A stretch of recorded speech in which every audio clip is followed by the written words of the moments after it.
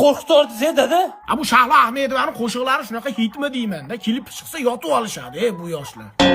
Men mahallani aylanib kelay. Gapiramiz, lekin afsusdeni qilmaymiz. Afsusdeni qilmasa bo'lmaydimi, Allohsizlarni iqliminglar o'zgarib ketdi-yu. Ano testosteron bilan qonuniy ajrashdinglarmi deyman-da. Hozir ambulatoriyaga admin qilib, yo'qol ko'zinglarni o'lgurlar.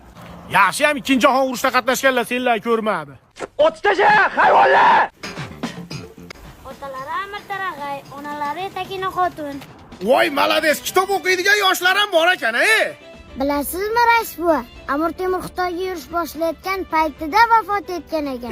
Otangizga rahmat. Borib aytib qo'yasiz-a? Xo'p bo'ladi. Yaxshi o'qing. Xo'p.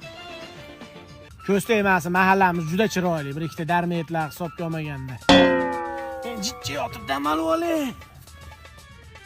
Rais buva, mash sassiq ko'rpaning tagidan turdi-ani, hazra harakatga keng.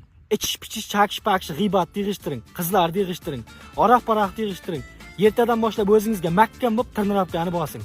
Shu mahalladan deport beringlar, men chiqib ketay. Yashamaylik ekanda.